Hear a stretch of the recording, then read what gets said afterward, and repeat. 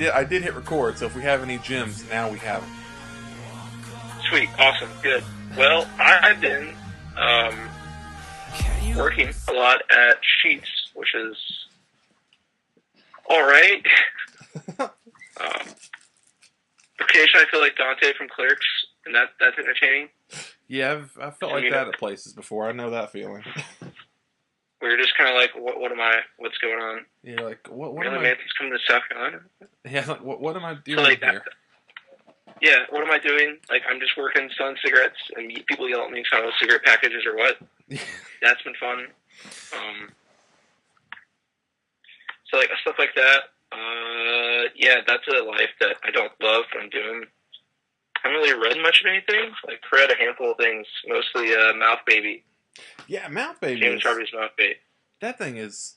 yeah, I read it when it, I guess, first came out, like, and he put it out through Black Hook Press. It had, like, a really weird... Like, you ordered it and it came from Japan, which was awesome, but then they reprinted it in heavy metal, which is even more awesome, because now a lot of people can actually read it. Yeah, that was really good. Really dark, and dang. Yeah, no, I didn't expect, like... It went in some directions I didn't expect, especially like early on when it's like this full-on having open abortion conversations. I'm like, oh, this is not what I expect this to be. I love it, but it's not what I expected it to be. Pretty much. Yeah, it's like... So, I mean, yeah, it's, there's that. So, I mean... Oh, yeah. I read that recently, and that's mainly the only thing I've read right now.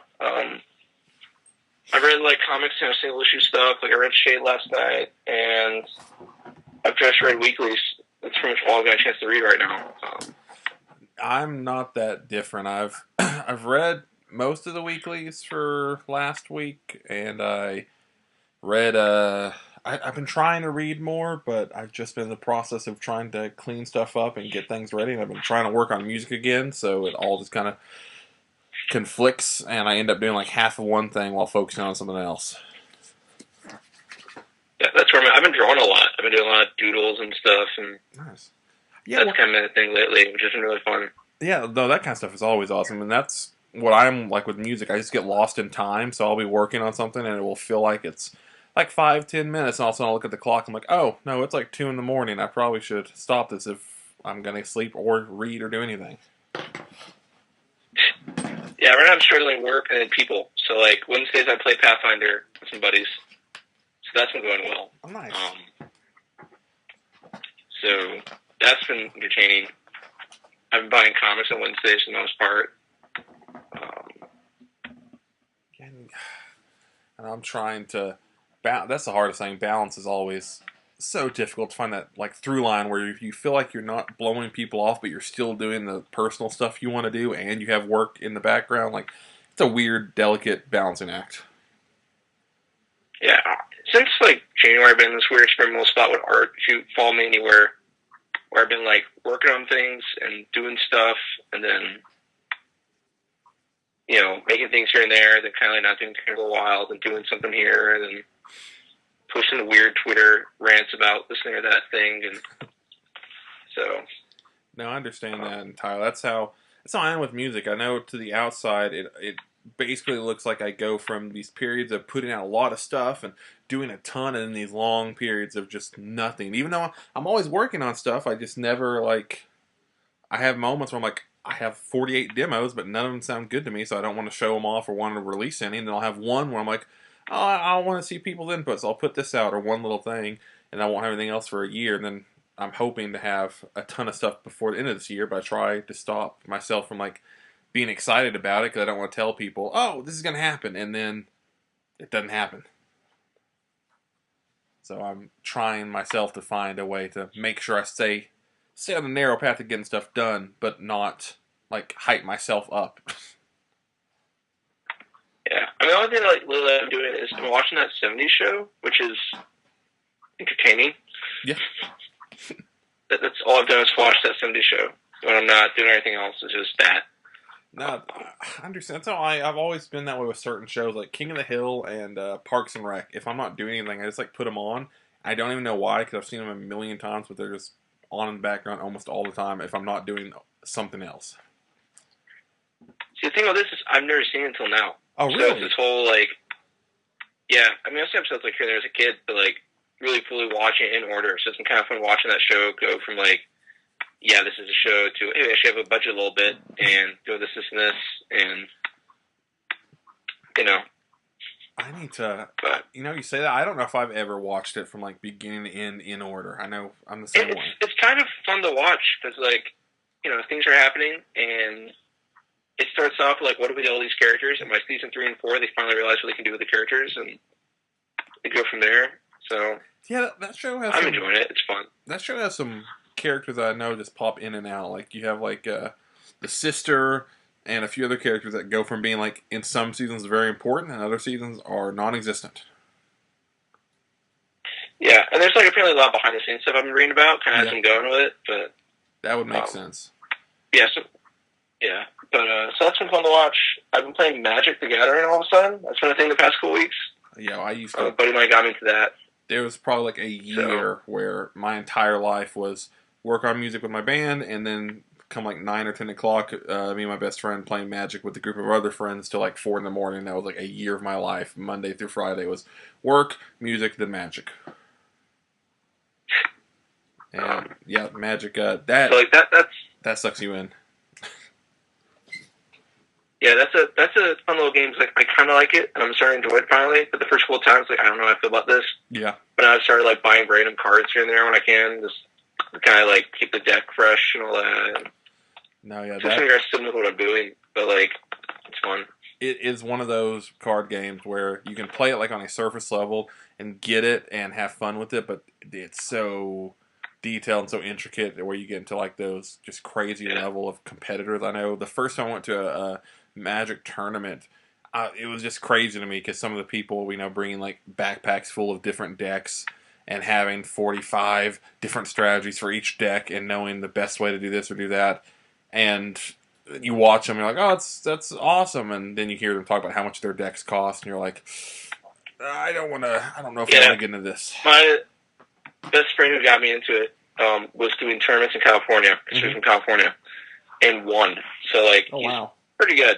And he's been like teaching me how to play and like how different stuff, and then like pretty much let me ask whatever question I can because I know what I'm doing some of those cards. And so I mean, I'm running a like black and blue deck that's mostly like vampire themed. Oh, nice. So, which was funny because I'm kind of like the more edgy guy of my group, and they're like, "Of course you're gonna be that guy." I'm like, "I'm not trying to be. Just the color scheme was cool, and it kind of worked out." So. Yeah, no, I know. For a long time, I played a pure white angel deck, and then I played an Eldrazi deck for a long time. And I don't know. You said that, and I'm sitting right by. I open my drawer, and it makes me feel kind of sad and kind of happy looking in. I have just a ton of decks and Magic cards in here still. So I don't know. I need to do something with them one day. All my friends that play it are somewhere else, so it's like I just have tons and tons of cards. And no one to play with, so it's gone from a very important part of my life to just kind of sitting in a shelf and drawer. Yeah, but it's awesome. So what's going on? I've listened to a bunch of bands lately. Nice. One of the ones that you and I both love with a passion. Oh, we? Yes. I've been listening to Danger Days again because I love that album. It's such a good album. I go back and forth. It's like. On if it's my favorite or not, but it's definitely like, if not my favorite, my second favorite MCR album. It's awesome. I love it.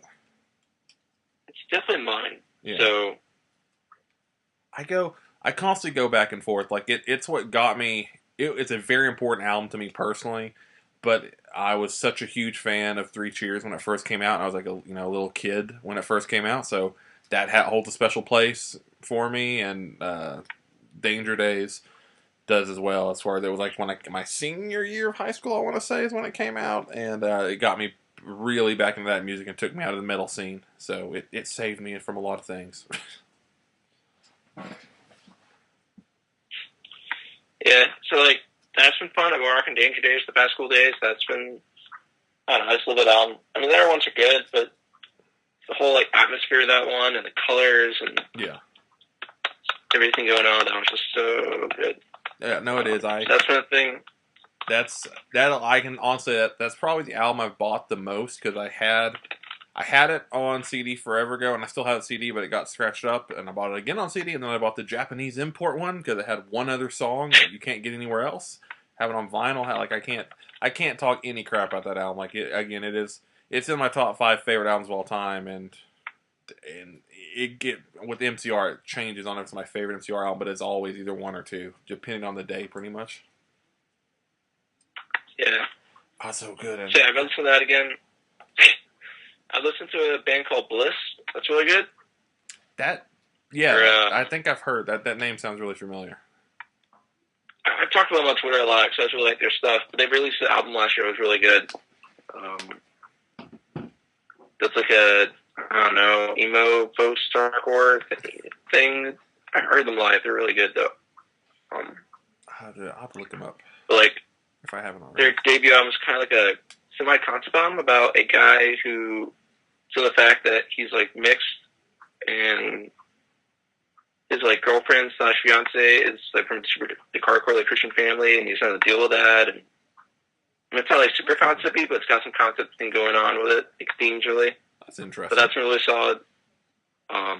Listen to a chick named Frankie Cosmos, which is a sounds like so like out there. It's really like bedroom rock, like girl bedroom rock. That's really fun.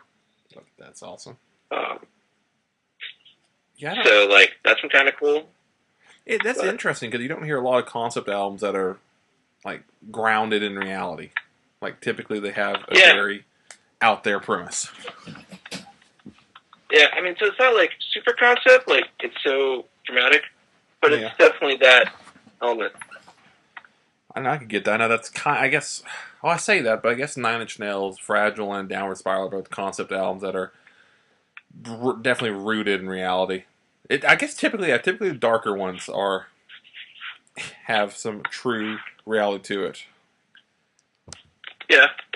I don't know. I'm a sucker for concept albums, though. Like, I think that's why I gravitated to My Kim and other bands that have like basically every album at least has a theme or something to it. I appreciate that a lot. Yeah, I know. Like early on, I listened to like Alice Cooper and My Chemical Romance because of that. Because it's just like this is cool. So. No, I love when bands like that's one of my favorite things in music, and what I try to be whenever I make my little stuff is I love when different eras have their own sound and like each album is its own thing. Like that's my biggest pet peeve is when a band's 10th album sounds like their first album. Yeah. And sorry, I'm reading the comic shops I work for / still go to has an email every Tuesday about like what's coming on. So I was trying to see if oh shoot, that's cool. I was trying to see if what was coming out. If there's anything I'm not picking up that I do want to pick up possibly, or there's a couple, that type of thing. I know this week's a pretty decent week for me. So yeah, me too. I know Exiles, Crude, Immortal Men, and Domino all launch next week, and I'll be picking those up. This week I have Deadly Class. I have Eternity Girl. Yeah. Haven't decided on Exiles yet. I may look at it first and be like, okay. Yeah, I can see that going either way, to be honest. Gideon Falls is tomorrow. Mm-hmm. Let's see. Also, I have Thanos. Yeah. I got Thanos and X-Men Red. So yeah. Yeah, that's basically my pool exactly, except just throw in Domino, Immortal Men, Crude, and Exiles, and that's it. But I'm also with Exiles. I also have no clue if it's going to be a hit or it'll just be crap, because I can never tell the X-Men books these days. It seems like you either get something really solid like X-Men Red or Rogue and Gambit or a few of the other ones, or you just get like crap. And there's things like Legion where I'm almost just buying to like Legion. I've actually sat down and read all of it, but just because I'm like, I want. Yeah, I don't. That's what the character. It's so sad just because I like that character a lot and I like Peter Milligan a lot. Peter Milligan, I've talked about this. We have a lot on Blah Blah Comics where he's such a weird writer where it feels like he should be up there with like the best of the best, because he has such amazing stories, but he also has like such a track record of having some real not great stories also mixed in there. And I feel like Legion kind of it's good, but it's not what I was hoping it would be. I guess. Yeah. Like I mean, I like the color palette. Everything Yeah. about it looks really good. I just yeah. so Yeah, no, art and everything's great. It is just Million's hard for me to figure out. I know we've talked about like Kid Lobotomy even, where it's like it's got a really cool concept, really good ideas. Everything about the art is incredible. It's just sometimes goes in these directions where it's almost too hard to follow, where you end up you like it, but it's so hard to remember what just happened like 2 pages ago, much less an issue ago. yeah. I mean, that's my deal with the guy. I mean, I enjoy like Ecstatic, Sunshade, and some other earlier stuff that I can't think of the name of. But I've read that I enjoyed. Yeah. But like I don't know. Even his Animal Man 6 issues was kind of funny but random and made no sense. But Yeah, no, he's a. I don't know. He's especially his '90s work is really solid. I feel like he's someone that maybe didn't change with the times as well as some of his contemporaries. Yeah. I don't know. I know him and because looking back, it's such a weird time too. Because you have him and Morrison, who had maybe a very, very. It's hard to tell if they were just friends or went beyond that. If you look in the '90s, but they had a very close relationship, and he definitely was highly influenced by a lot of stuff he was doing. And then when Morrison went to do his weird X-Men stuff, he did his weird X-Men stuff, and then after that, it just kind of Morrison and Gaiman and Moore went on to do all the weird stuff they would do, and Milligan just kind of floated around doing some really cool stuff. Like even some of his Batman stuff, like he was interesting. And then yeah, I have those issues, the ones from the Barbados story now. Yeah, and I have those, and they're actually pretty interesting. But then some of the other stuff, you're like, what's going on here? I know you can do better than this. Yeah. I don't know. Yeah, Shades is like one of his best works. It's super underrated. Yeah. Because at some point that book just feels like weird Doctor Who, like gothy Doctor Who. It is. How do you feel about Shade the Changing Man in Changing Woman? It's about time. Yeah. Quite honestly, my only issue with that book was I kind of was hoping it was going to be a weird, like, Shade was going to pop up at the end, but not like end, but like, I don't know, man. Yeah, I mean, like midway through. I really enjoy it. Personally, to me, it makes me feel everything's more connected. Yeah. Because kind of one of the issues I had with, I don't know, I felt like a sequel, like a spiritual sequel, but it was like, it would be cool if it was connected. And having them both together works out, in my opinion. Yeah. No, I agree. I mean, I think I like that he's kind of a main reoccurring character now, but I almost feel like that's the one complaint I have with the book. I do kind of wish he at least would have been introduced earlier in the series. Like, maybe issue 7 or 8 had he become, like, maybe not a main character, but popped in every now and then. Because it is weird to have, have that 5-year time gap, and now all of a sudden he's just... And I know that is how the story goes. They're explaining what's going on. The whole purpose is, this is a time gap, and they don't... How time works is kind of now a central part of the story, but I would kind of have liked him to at least be introduced in a big way before that, instead of just references and a shout-out. But I like it. I mean, yeah, so like, I have no problem with it. I enjoy Shade as a concept. Like, I like his aesthetic a lot. The character, the old coat thing, it's good. But like, it's wild to me. I enjoy that. Shade's fun. I've been there sometimes to read Shade, especially now. Yeah. That book honestly feels like a little depressed boy for me. It's already moved into your book. Yeah. So I had to imagine me for that. But like, Shade's good. And Turning Girl, I'm still wrapping my head around how this works. Yeah, I know. There was some. I'm not like. There was a. I read the issue twice because I was like, I think I got it. But then I realized that this character just really wants to die, and I was like, "This is sad," but I kind of like this at the same time. Like, I got confused by the ending a little bit. What exactly happened there? But yeah, I was gonna say that's the one thing about that book I can't completely. I haven't really settled on the like almost double ending it has of here comes this. If it's just like a daydream situation or what she wants to happen versus what's really happening, or if it's a multiple like this happened in one reality but not this reality type of thing. Yeah, that's how I kind of felt, and I'm looking forward to tomorrow's issues to be like, okay, this is how it works out. Yeah, no, I'm I'm really hoping they dive more into that, especially with it being a 6 issue mini. Like I'm hoping, which although it looks like at least that and now Shade Changing Woman. I know we've talked a little bit about it. That for sure is now a quote unquote miniseries, and which is fine. yeah, I mean, we've said it a lot before. I mean, that's kind of what the first 2 volumes basically were. I mean, Shade the Changing Girl is now a 12 issue miniseries essentially, and it followed up by that. It's weird though because like some sites and some places have all the new Young Adult books as a six issue mini. Some have just Shade. There's also the other stuff with Doom Patrol, which who knows what's going on there.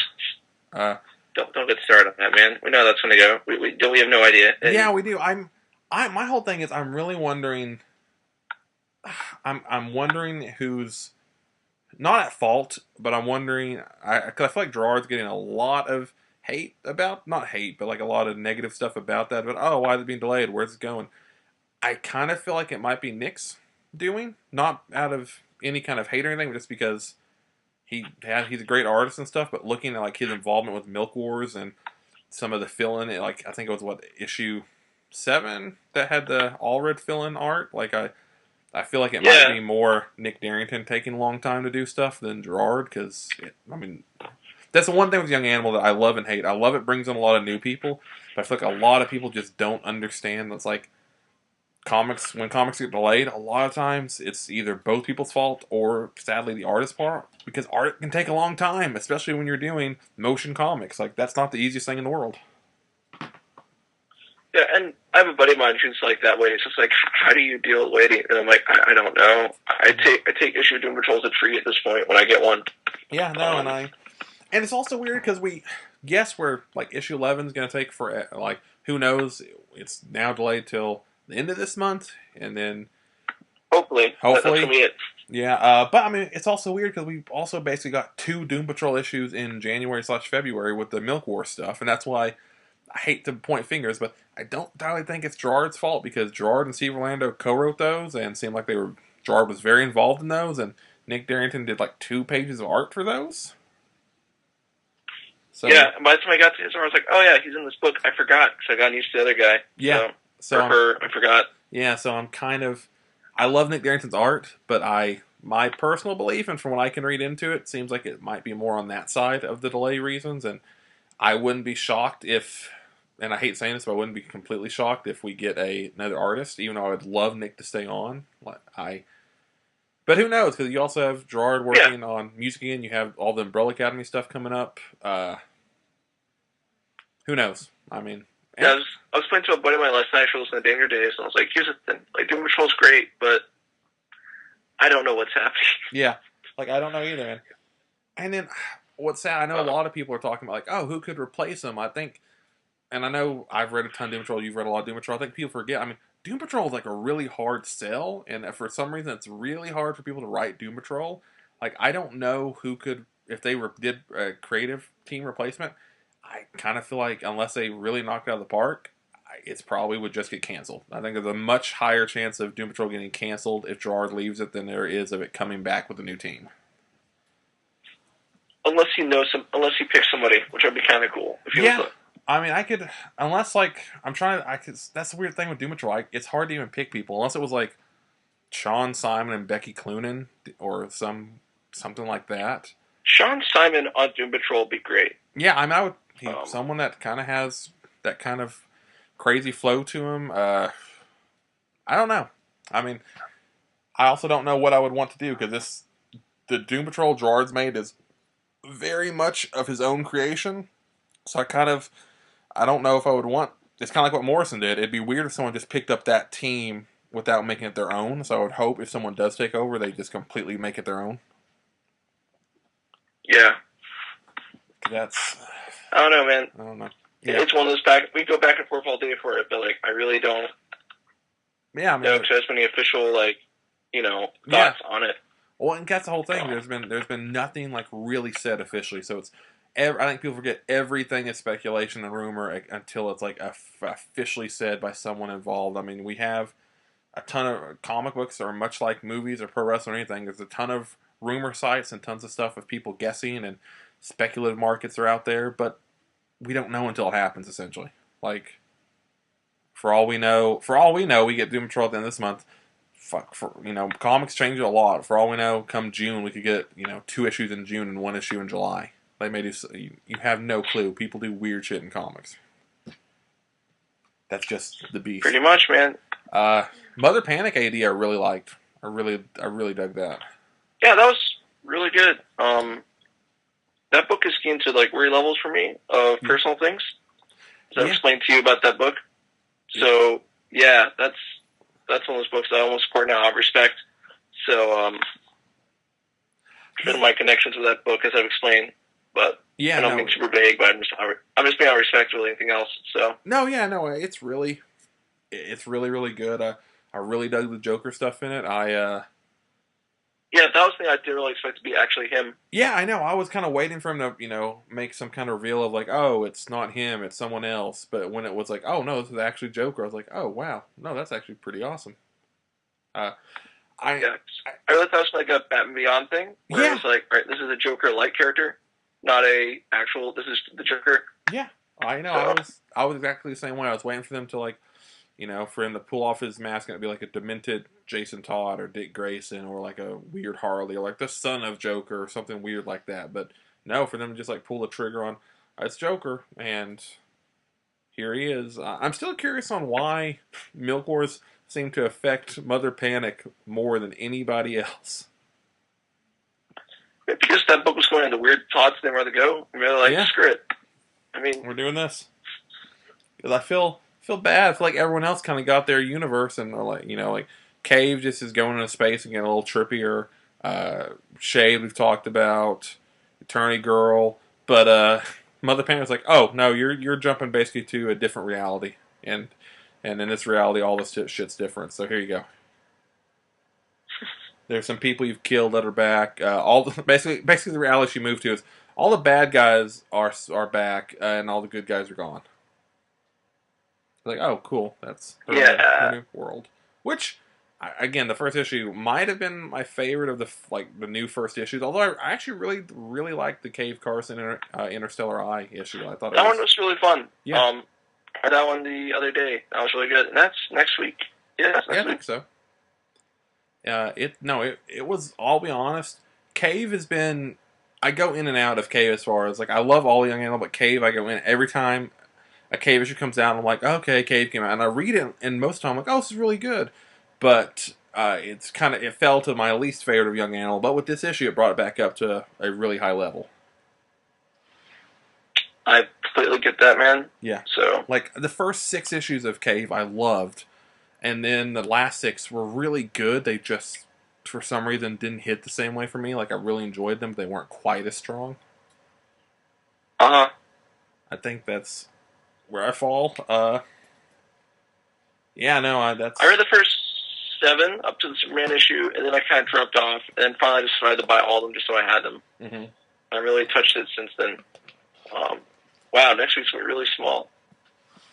Yeah, this is a weird month. Like, we're also at that weird stage where we just had Metal end, they're gearing up for all the Big Bendis stuff and No Justice. Marvel's gearing up for Infinity. So we're in this like in-between time of them kind of putting out some big books and kind of not, and Image is doing what they do of a million new number ones plus some returning favorites. Did you get a chance to read Infidel? Yes, I did read Infidel. What you think? I liked it. I'll definitely pick up issue 2. I'm curious to see where it goes. I think I do enjoy the fall. Like I really enjoyed the concept of it being a more straightforward ghost story, and then being taking place in a building that had been the attack of a mass murder. It's like, oh, that's actually kind of an interesting place for it to happen, and then throw in all the religious stuff.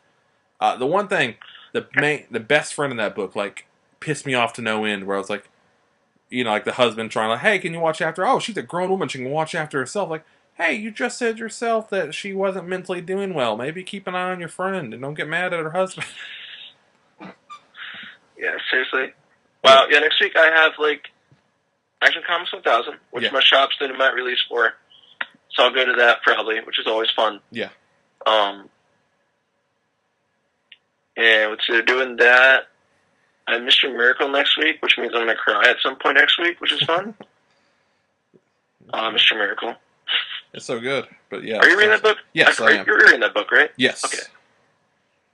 Oh, dude, that last issue. Yeah, I know it's gearing up for something big. Like I love how crazy it is and how deep it's going into the Barda and Miracle romance / mythos, and it's gonna break some hearts. It honestly feels like a young Animal book to me, just because Barrington does the covers. That does help.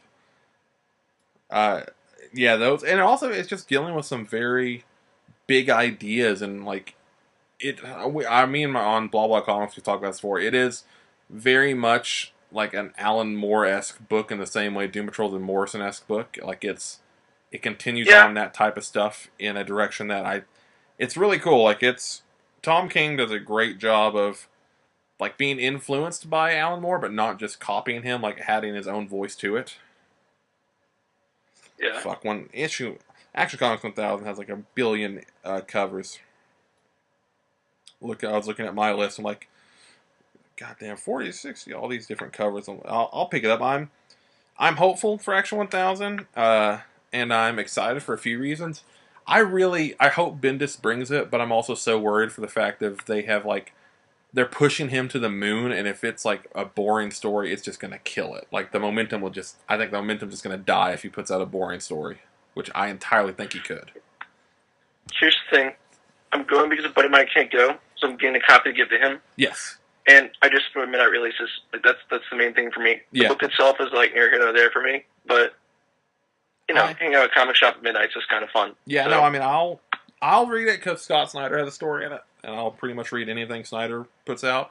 But and there's a lot of great talent there, but all the Bendis hype is kind of bugging me because it's like, hey, I get that he. Go ahead, man. Oh yeah, I was just gonna say I get he was 20 years ago or 18 years ago he was the man. He wrote some amazing stories, but it's like he hasn't written anything great in a very long time, and even his like past year of work that has been received better hasn't been amazing in my opinion. Like it's been pretty good, and I mean I don't have the connection to Jessica Jones or Defenders like most people have, or a lot of people of his have, but. Like, those are also characters he helped make or helped define. I don't know if that's going to translate to, hey, here's Superman, here's Superman, and you get to write 3 different Superman stories in an amount of like a 6-month period. Go for it. Yeah, man. I don't know.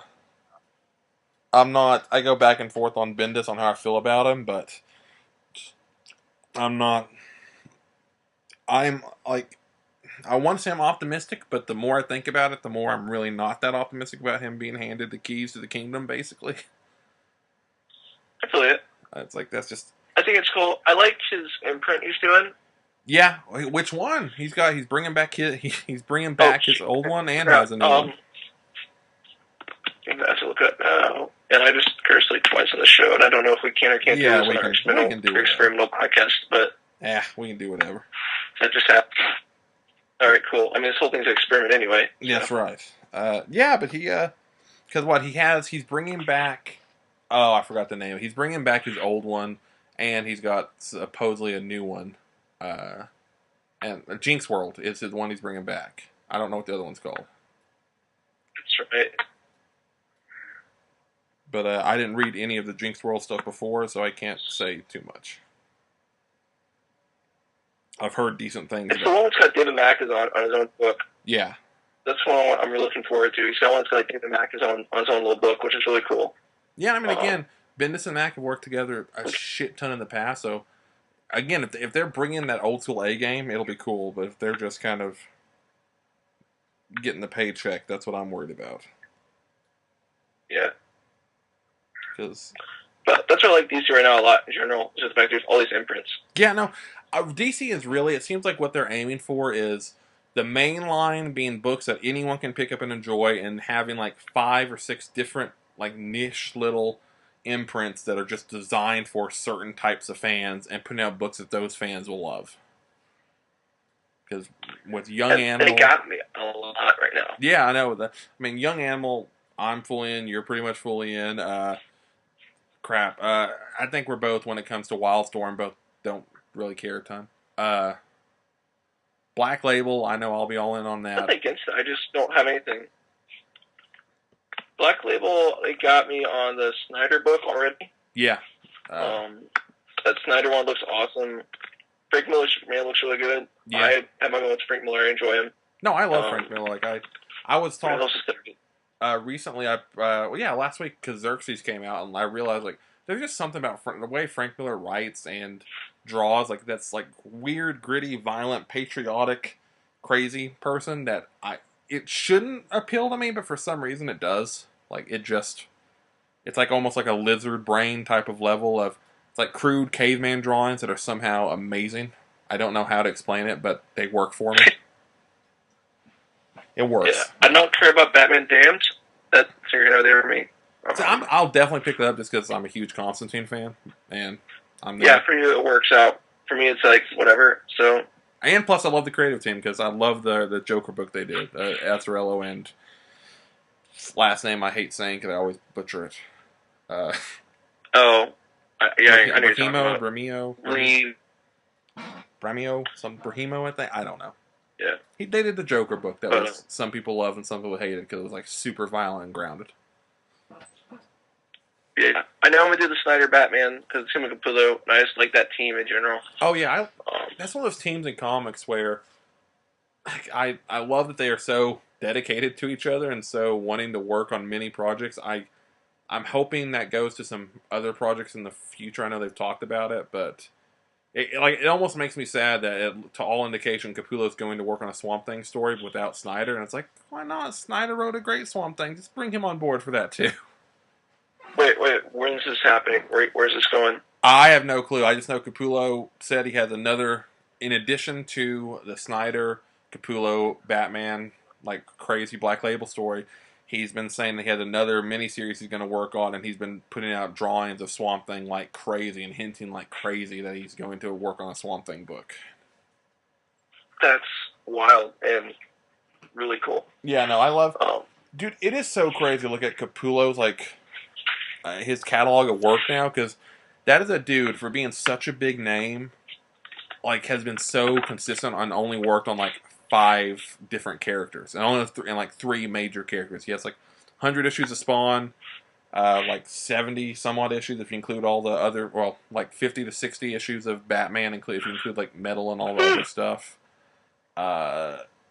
And some stuff like Reborn and X-Force way back in the day, and now Swamp Thing. Like, for being such a big name, he's been very picky on what he's done, and I kind of admire that. Jeez, yeah, you're right. Yeah, it's Batman, Metal, Violator, Haunt, X-Force, who did a couple issues of. Mm-hmm.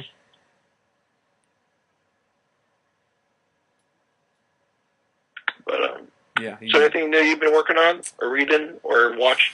It's funny enough, I've been on a big reread of a couple things. Like, since Metal finished up, I've kind of been wanting to go back and just read from Snyder's beginning to the end of Metal. I want to read all that, and so I've been doing that. I'm trying to work on a project, so I've been rereading a bunch of Spawn, because I love Spawn, but also just because I have a project in mind that I'm trying to work my way through. And that series is one thing about that series which I do love, is like it is so dedicated to telling a long form story in a way that no other book in this era is. Like, you'll still pick up like issues will reference stuff that happened like 60 issues ago, and I know it's so annoying to be like with people that are just trying to pick up the series and start again, but it also, there's that very gratifying thing that people who've read it all, like, oh wow, this goes back to here. And also just looking back at how many amazing artists have worked on that book, you go through it and you're like, holy shit, like, I didn't realize till recently that in the first 100 issues, outside of like 5 fill-ins, that there were only 3 artists to ever work on Spawn in the first like 110 issues or something. That's honestly pretty crazy. Yeah, it was literally like McFarlane, Capullo, Angel, and then a couple fill-ins. But even those fill-ins, like, were typically pretty big names. And it's only for like, I think like they had the guest issues where they had like Frank Miller, Alan Moore, and Dave Simmons write some stuff, and I think those. Grant's got one, right? Yeah, Grant did a lot. Like Grant and Alan Moore both did a lot of Spawn. Like Grant Morrison did, I think, like 13, 14, 15, or maybe it's 14, 15, 16. And he did like a 3-issue arc and some other, and introduced a lot of the characters. Gaiman did a bunch of stuff, and then Moore freaking wrote like 2 different Violator series and like 6 different Spawn issues. And it's weird looking at the mid '90s. I've seen a bunch of these like Vertigo people when they were just like, "Hey, we're gonna try to write some weird Image stuff and some crazy stuff that's really popular right now. See if we can do it." And they fucking did it. Like, it is weird. Like, I think it's issues 8 to 18 of Spawn literally have, I can't remember what order, but it goes like Neil Gaiman, Alan Moore, Frank Miller, Dave Simmons, and like 3 Grant Morrison issues. And then going back to McFarlane, and Capullo jumps on.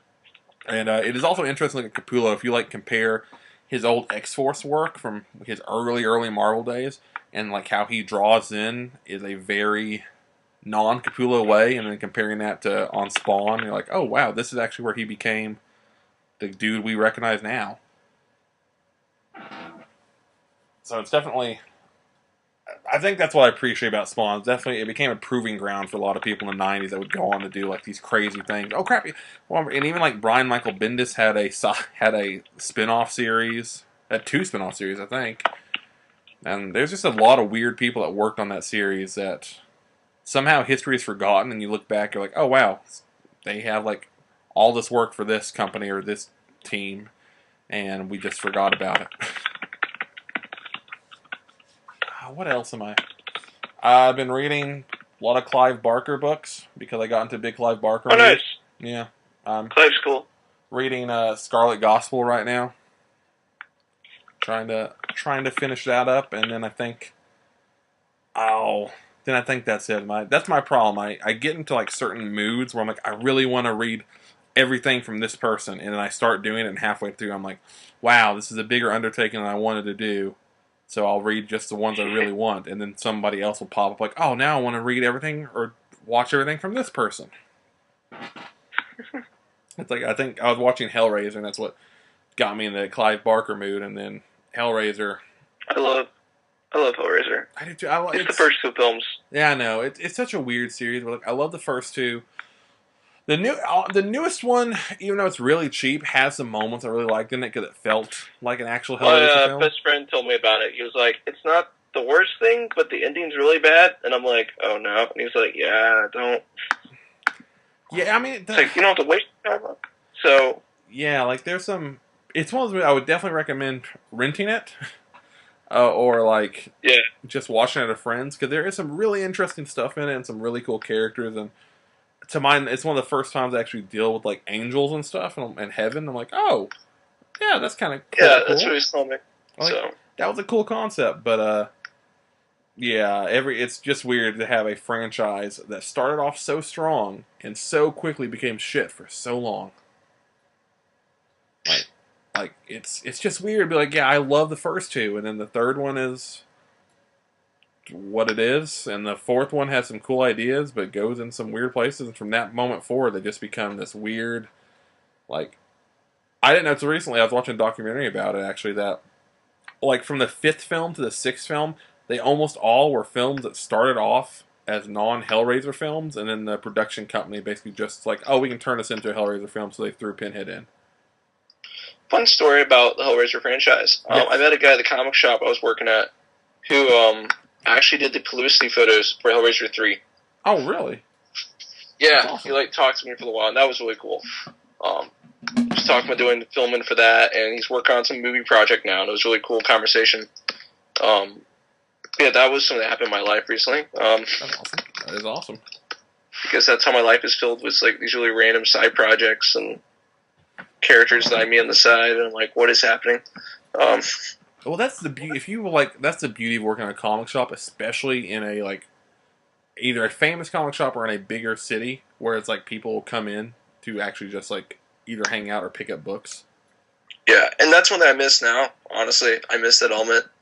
Yeah. I'm actually getting the chance tomorrow to grab coffee with one of the people that I used to hang with as a regular customer, and same goes for the rest of the day. I'm gonna catch up with a couple of the random like people I used to help out with or work with, and probably talk comics and our random stuff. And I'm excited. So Yeah, no, I understand that. That was my saddest thing from not working at comic shops anymore.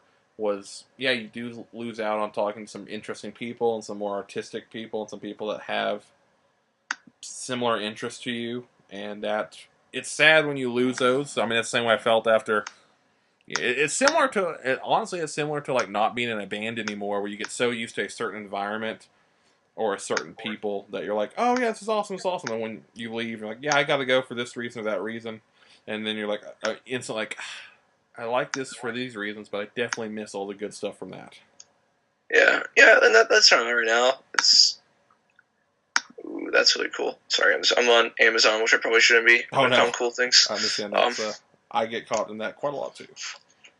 Yeah, so that's where I'm at right now. So, but Wednesdays at least are comic day, which is fun. I get to pick up books still, and sometimes catch up with some of the guys there when I can about this book or that thing, or did you read this, or why isn't Doom Patrol out? I'm like, I don't know, dudes. Like, so. No, yeah, I know. I still I'm still that way where as much as I hate working retail, there are still days where I'm like, I do miss like being the first one and opening the boxes, getting pools and everything ready. I actually wasn't part of that side. I had to watch the front so they can take care of that in the back. Oh, well, see, I worked at a weird place. My first like job was at like an entertainment store that sold all kinds of stuff. But part of it was the back of it essentially was its own comic shop where we had our little area, little stuff. So I would like come in at like 5 or 6 in the morning, receive the stuff night before, and like get all the pool and stuff ready before people showed up, and then help do that. It was a really weird situation. It was one of those things where it's like a little comic store within a movie store, within a bookstore, within a rental store, within like they tried to do everything, which was cool, but also made for annoying things because you had people that knew a lot about one thing but nothing about another. So they like people would ask them questions and they would be no help. Yeah, it's a weird time. I also enjoyed this work in shops. Like I like the environment. Yeah. Of hanging out in a comic store. Some friends of mine were like, "So are you gonna still like what are you gonna do now without being one?" And I'm like, "I'm probably gonna still help out." And they're like, "Why?" I'm like, "It's just I enjoy the environment of this weird characters and people." And I'll also go to the shop sometimes just to hang in the environment for a while, to kind of watch what's going on, and not say anything unless some conversation pops up. But I love that. I mean, there were definitely I can say out of all the jobs I've had when it comes to like comic book stuff. The comic book people, even though some are very interesting characters, to put it nicely, the majority of people are very nice, very happy to just be like looking for books they want to read. And I know there are different environments with different shops, but at least the ones I've been lucky enough to either work at or be a regular at have always been that way. And outside of like 2 or 3 people, the majority have been awesome. Whereas other places I've worked, that's not the case. Working at like Walmart, Sam's, or Subway, 98% of the people suck. Like 2 are okay. Yeah, those will be. Yeah, no. See, I'm trying to think. Like literally, the only 3 or 4 people that sucked at comic shops are what they stick out in my head because they were like so few of the people that actually sucked. Like, and I mean, like, I didn't want to deal with. There was like 2 people I actually did not want to deal with, and it was typically just because they were nice people. They would just want to have conversations about stuff I didn't care about for a very long time.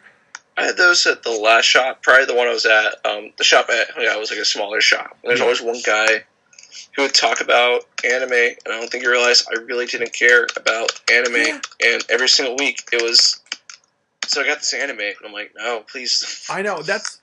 The one thing about anime fans, and I try not to insult all anime fans, I don't want to lump them all together, but there's a large portion of anime fans that if they hear you even like one anime, they just assume you like all anime. Yeah, and And like I enjoy like the old school '80s stuff sometimes. Yeah. I'm moved for that type of thing, but I'm typically not.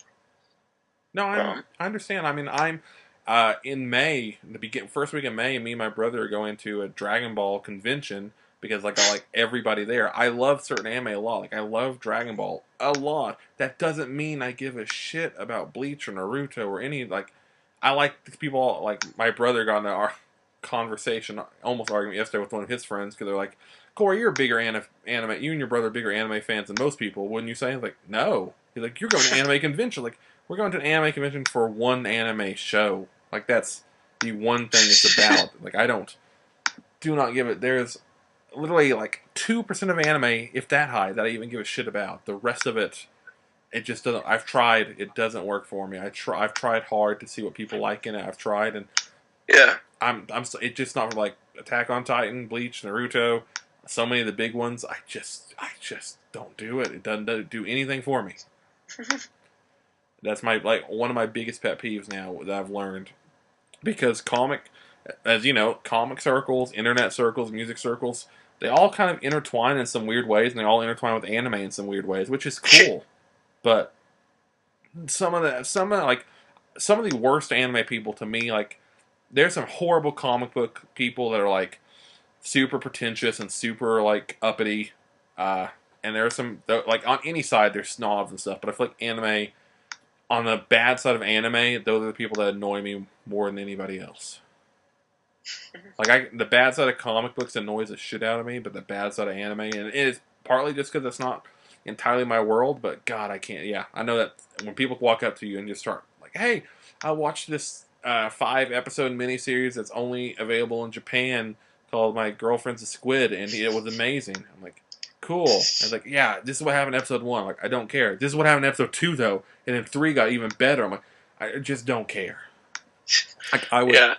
I can't imagine going to someone and being like, "Hey, I just read this comic book series called whatever." And like, "Oh, I'm not really interested." But in episode 1 or issue 1, this happens. It's like I don't care. Oh, but issue 5, it gets good. Like I don't care. Like if people don't care, I don't want to bother them unless I know them and think they'll really like it. I don't want to push anything. Yeah, and sometimes it's easy just to hand somebody something and be like, "Hey, check this out when you have the time." Yeah. And I have friends who almost have suggested movies to me, just be like, "Hey, you should check this out when you have the time." And I'm like, "Okay," and I'll be willing to do that. But yeah, there's nothing wrong with that. God, yeah, I hate when people try to force something they love on you to a degree of, "Hey, cool down." I don't. You've talked about so much now that I don't even want to watch it, even if I would like it. That happens so much, especially in the worlds like anime and comics are probably the worst, but I put anime a little bit on the worst end just because, God, they love to push certain things that I just don't care about. yeah, 1 second, man. If you want to pause this for a minute. No problem. We're back on. All right, cool. Yeah. No, yeah, no problem at all. No, yeah. So outside of not watching much anime, I haven't finished it quite yet. I've been watching the live action I Kill Giants film. Oh, where do you have that? On Xbox Video right now. And okay, that doesn't help me out. Awesome, because I was like, that looks really good, and I want to see it. I am like, how to put it? It's really good. My only problem is I've had this hype to me for a while, and I didn't know it was like close to Bridge of Terabithia in the level of as far as like, oh, all the fantasy stuff is in their head. I'm like, oh, I didn't know that. See, I knew nothing about it. So the fact it was a Joe Kelly book I've seen for years. Yeah. So. I was the same way. I'm like, oh, I want to see a little girl fight giants. I'm like, you do, metaphorically. Like, I don't. It's really good. It's just not, I went in wanting giant. I went in wanting a little girl with the big hammer to fight giants. Instead, I got a very well told, very well filmed story about a little girl fighting inner demons represented by these giant monsters. I'm like, well, that's not. I love Bridge to Terabithia. Monster Calls was good, but can I get one movie where the fantasy is real? Because so many people love that of going to they're crazy and they think they see this stuff because it's representative of their inner demons. Like, I get why that works and it does work, but I feel like I haven't seen a movie in a long time where they're actually fighting though. Like, I think Split was the last film I saw where it's like, oh, No, the weird stuff is real. I liked it because of that. I can't think of the last movie I watched with that kind of concept going, honestly. I'm trying to think of it at the moment here, but I'm like, I think like Split is the only one I can think of where they're like the whole film like, oh he's just crazy, and in the end where you're like, oh no, there's really like a demon monster inside of him. Oh shit, he's got superpowers. Never mind, this is a different film than I thought. I like that. I like oh when things go shit, is that crazy. out tomorrow? Hold on a second. No problem. Just realized there's a Batman, the Tom King Batman issue might be the one I'm actually excited about. Hold on. That came out last week. The Tom King Batman issue of the newest. No, it's next week. Okay, there's that Booster Gold Batman story. Yeah. That sounds actually kind of cool. No, yeah, I know. My podcast partner on Blah Blah Comics like loves and adores Tom King's run, and I know a lot of people that love and adore Tom King's Batman run. It's not my Batman run, and that's fine because I had my Batman run for a very long time, and I can't shit on other people's Batman, and that's what's beautiful about that character. But his run just doesn't do it for me the way it does it for some people. I feel like you're in the same boat with that, along with everybody of mine. Yeah. All the same type on that whole thing. I enjoy it here and there. Yeah, I mean, it's... First, I think Miracle's better. Yeah, well, that's what's crazy to me is, like, I love and adore Tom King and, like, Vision and Miracle, and even, like, the Omega Men stuff was really good, and Sheriff of Babylon's really good. And Tom King's Batman is good, but not in the same way that those are, and it bugs me for some reason, because, like, we had weird, far out there Batman for almost a decade now. Between Grant Morrison and Scott Snyder, we've had the crazy, exciting, bombastic, world-ending level of Batman. So I get that Tom King making it much more grounded, making it much more relatable, and like these personal stories. That's really smart and really good. But part of me is like, I respect it, but it does not work for me in the same way. Yeah, and I just don't like the random repeating thing. Yeah, he does. There are some moments where there's two things. And the cat bat thing to me is just really just not my thing at all. Yeah, there's a couple things he does like the Kite Man joke he introduced was really fun for a while, and then he just like to me like bore it into the ground. The some of his endings like it's weird because we know with like Miracle Vision, he's a great writer, can do amazing things, but for some reason his Batman run. Like several of the issues have these really abrupt endings that don't make any sense. They're just like, it's like I go turn the page, I'm like, oh, there's not another page here. But I don't know. That was my problem. Like I stopped reading for a long time. I read the first two issues, didn't like them, picked it back up for the like I Am Bane, I Am Suicide stuff. And there were moments of brilliance. And then there were issues I hated. Like, it was this weird thing where I'd read one issue and go, this is amazing, this is great Batman. Then I'd read the next issue and go, this is the worst Batman I've read in years. The next issue would be this high again. I'm like, I don't want to ride this emotional train. Like, I don't know why. And I've heard, and the Bat and Cat stuff is, I know people that love it, I know people that hate it. So I don't know where I fall on it. Like, that's, I don't know. So I'm in a weird place with Batman now because this Metal's over. It's like until the Snyder Capullo, the next final installment of their series comes.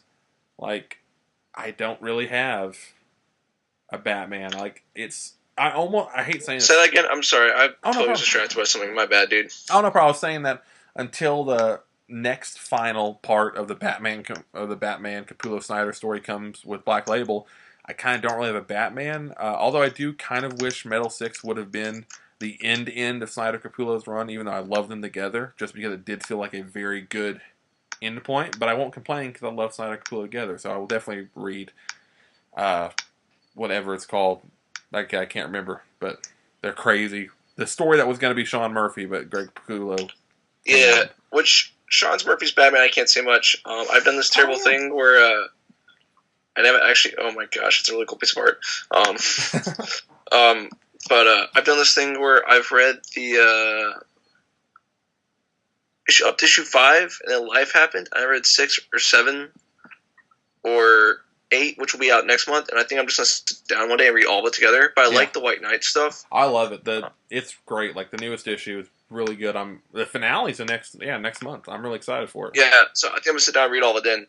Which by that point leaves me with no Batman for a while. Yeah, I know. It'll be the first time where I will pick up a lot of the No Justice stuff just because they're doing some really weird, crazy stuff with Justice League, so I'll pick that up. Justice League Odyssey looks amazing. Yeah, like I love what they're doing. All the I'm a huge fan when they just do weird ass shit, and I love that Snyder got in charge of Justice League. I was like, hey, I'm bringing all my weird friends to do weird ass Justice League stories, and they're gonna have weird teams. I'm like, okay, I'm on board.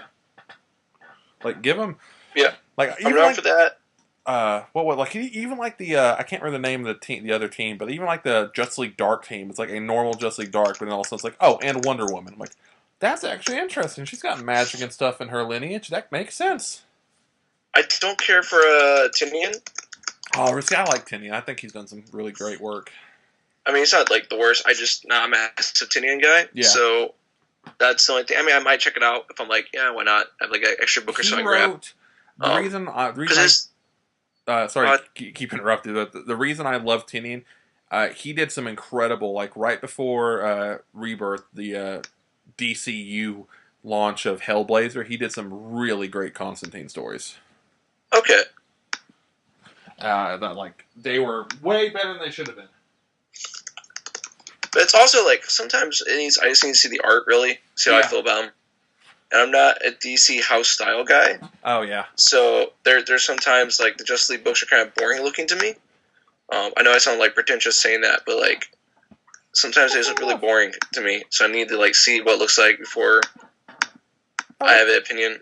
That's entirely fair. Like, yeah, I mean DC, especially ever since Jim Lee's been a major player. I mean, their house style it's a very I feel like it's one of those styles where it's very good, but it's very like middle of the ground where it's not going to make anyone mad, but unless it's one of their major players, it's also not going to like wow anybody. Like it's a very no, this is good art. This is good above average art, but it's not. Yeah. It doesn't have like a niche or direction it's aiming towards. It's very aimless. Like very oh, this is really good art. I don't know how to explain it any better. Whereas it's not like a Sean Murphy or Capullo where oh, this is horror inspired or this crazy weird rough looking sketch. It's very clean,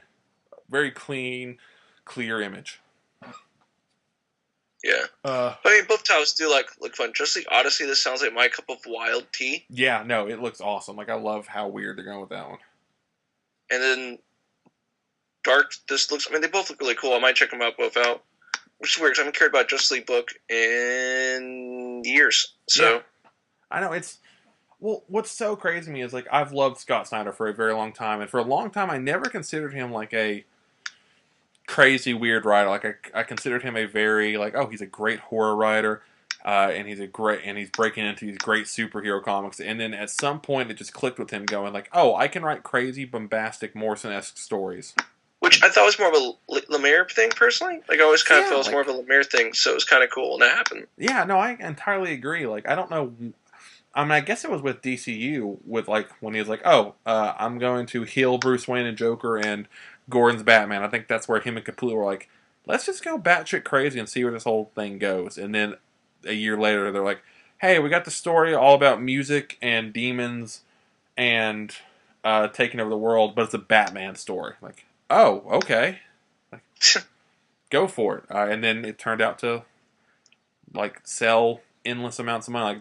That is still what shocks me about Metal and White Knight, the fact that they are stories that seem like they're Batman stories aimed for people like me and you, are hey, these are really weird Batman stories, no way are they going to sell, and then somehow they are the best selling stories in almost a decade. Well, I think White Knight especially was nobody, not even Sean himself, thought was going to work as well as it did. Yeah, I mean it's I remember I got my first copy of the issue. Wasn't at the shop right away, but I got there by the next day, and I looked at the wall and it was gone. They're out of it. They sold all of them in a day. Yeah, no, I mean, and I don't think anyone expected it to be going that fast. So yeah, I know for a fact that I won't say who, but there's a comic shop that is very close to. It's very close to my heart and very important to the other side of the podcast than I do, where they had taken a huge hit in like 2015, 2016 from all the Marvel events because they, just weren't selling that well. And honestly, they have said several times that between Rebirth and Metal, those helped keep them afloat for a long time because they had people that they'd never seen come in and buy books, and actually continuously come back to buy books.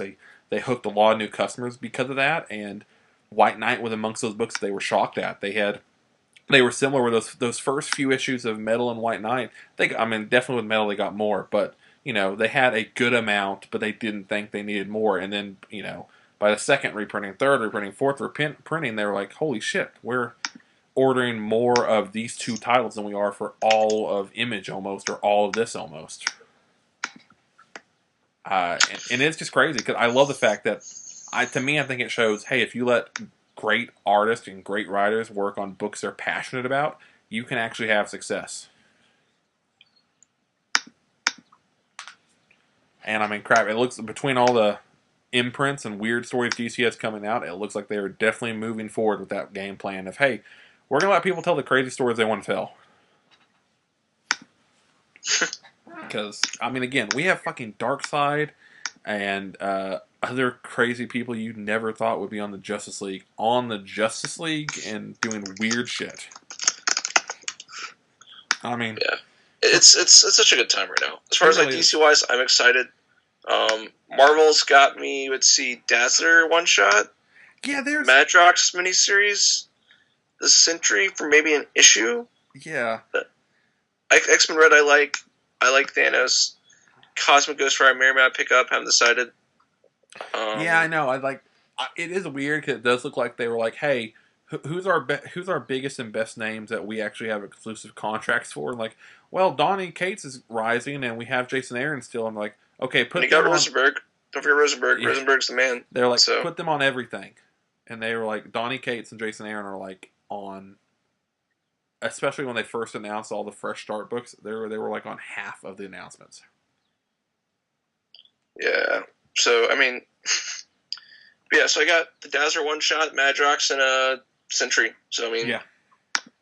Which even then I might not even read, honestly. But so Marvel's got me 2 right now. Yeah. No, I'm 3. I'm curious. Technically 3 because of Thanos ending this month. But yeah, I'll definitely pick up Cosmic Ghost Rider. I'll pick up Venom. I'll pick up I'll at least try some. Which is weird with the Sentry stuff. Honestly, going to any of the Jeff Lemire stuff, I was under the impression that Jeff Lemire was just done working with Marvel. That's what we all thought. Yeah, I don't know what they did, if they just because he was kind of, even I think it was in Grasslands or Royal City where he was just very openly mad at Marvel in the backup pages.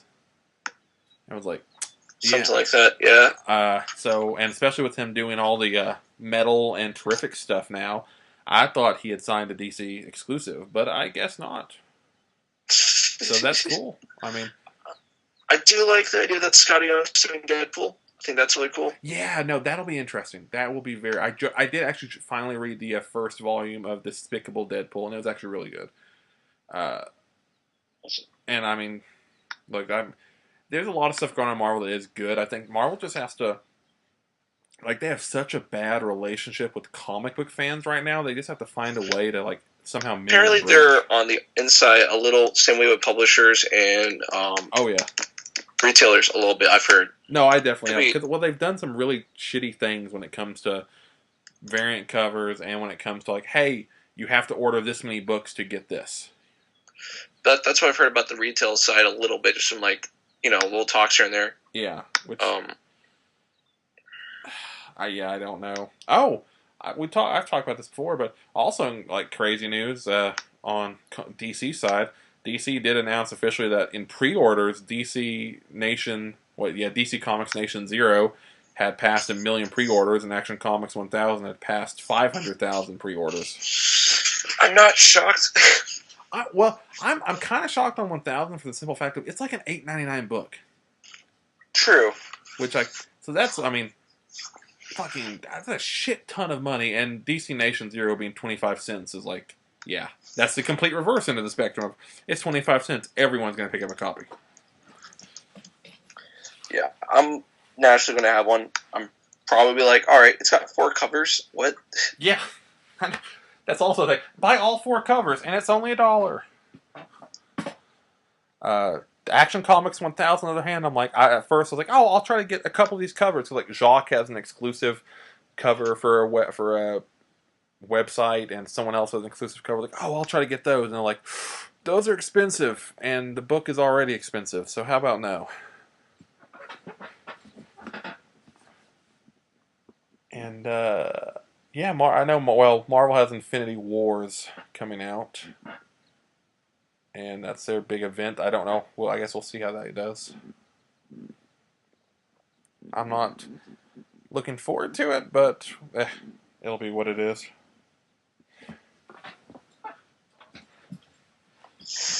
Yeah. And then, yeah, I'm trying. Marvel's just in a weird place. Marvel, they have some really good books. They just need to fix some in-house stuff. It sounds like. Yeah. Yeah, it's funny because like Marvel's got me X-Men. Like that's something that got me. I'm like, okay, they got me there. Yeah. Their X-Men group is doing really well. Everything else is probably doing well. I just don't care about those characters. Yeah, I mean, I hate saying that, but I'm similar. Where I grew up loving X-Men, and so I naturally associate X-Men with Marvel. But in all actuality, the X-Men as characters are so big; they are basically their own universe unto themselves. Yeah, that's how a friend of mine is about the characters. He forgets they're technically not part of it. So. That's like when it comes to the movies, that's my one whole thing when it comes to like whenever or however, or I guess at this point, if they're ever introduced in the actual MCU, how it will be done for the simple fact of X-Men are kind of hard to make work with the other Marvel characters, even in comics, because there's so many characters that are vastly overpowered in the X-Men lore, and there's so many characters that are completely different when they're handled in an Avengers book compared to how they're handled in an X-Men book. Like that's gonna be a weird thing. Yeah, like the first start looks cool. Like I get what they're doing. I'm used to this point, but it's funnier how the more they do it, the more I find myself drawn back more and more. Yeah, I'm just hoping we finally get it because I mean it's been a long time since we had a X-Men line of books that actually felt like an X-Men line of books. I mean, between it kind of feels that way right now. Yeah, like we're getting there. We got 2 or 3 good X-Men books, and that's more than we've had in a very long time. I mean, Red Solid, New Mutants is good. I haven't really read the rest of the lineup right now. All New Wolverine's doing some interesting stuff. X-Men Red, of course. Blue and Gold are still coming out somehow. You also have Gold Design, which is really good. Yes, although that's another book, kind of like the Doom Patrol books. No clue what's going on there. First 2 issues came out. There's 2 more issues coming out this summer. Yeah, so, well, last I heard they got delayed until like December. I heard they recently switched that, so I could be wrong, but I heard at one point they went up to like the summer. So that'd be cool because I know they just had the first 2 issues come out in that giant, oversized sketchbook thing. Yeah, which I thought was cool that Gerard was talking about. Yeah, no, like the only thing with those books, they're so big and there's so much to them that like I'm gonna have to go back and read them because they're really good, but they're just so packed with everything. Which is really cool, though. So yeah, I would love if they came out earlier because that was my one word with Grand Design is I think it's very unique and very special. But with issues 3 and 4 being moved so far away, I was just hoping they don't get completely pushed to the side. Yeah, I need to look it up and see if they are. Because if they are coming out in summer, that's not as bad. I mean, that's still a long ways away. Yeah, this looks like it may be summer. Maybe it is summer now. That's awesome if it's summer. I hope they mean earlier summer. Sorry, I was reading about New Mutants the movie because I was trying to figure out where the date on that thing was. Oh no, that got moved to like hell. It's August 2nd, 2019 now. We went in depth on this. There's a lot of weird shit there. So if the Marvel Fox still passes a trade regulation, which it probably will, but so the weird thing there is if it does pass it, that puts it into ownership territory of Disney owning the rights to a lot of stuff. And my personal theory is if the trade deal goes through, I'm guessing New Mutants gets shelved and we just don't ever see it. Because That I mean, because It's you also had Phoenix got pushed 2019 as well. it's just so frustrating. It is because New Mutants, and I don't know. There were a lot of the actors and directors were very vocally upset about it. Like there was an interview with can't remember who she played, but she was talking about saying they finished a film that they were very proud of and made a film that they were very happy with, but they're doing reshoots to I mean, to either add new characters entirely or the other rumors to make it more scarier, and then there's rumors to make it less scary. Like either way, they are apparently doing massive reshoots that the director and actors don't want to do, which that doesn't sound very promising.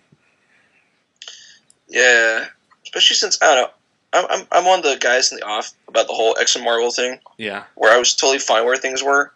No, I'm the same way. Like I think there are way more problems that come with Disney buying Fox than people want to admit, and I don't even just mean like the ramifications in the industry. I mean, like I was just talking about, X-Men are going to be hard to make work in the MCU for a few simple facts. One, characters like Magneto could technically, and you think about it for more than a second, kill basically any of the heroes single-handedly.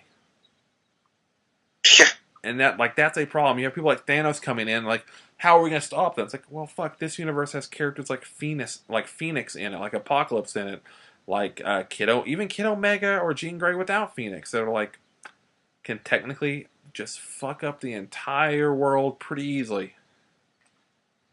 Like it's really interesting, but it's gonna be really hard to make work. Then you have the weird shit of like, if you do have New Mutants in the Phoenix movie come out in 2019, and if it goes through, Marvel's just going to recast it.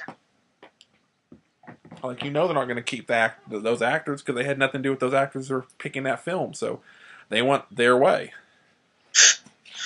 I don't know, man. It's just there's so much like, annoying things about this film that like the whole deal is cool. Like I get why I want the Fantastic Four with MCU, but I really don't care about having the X-Men.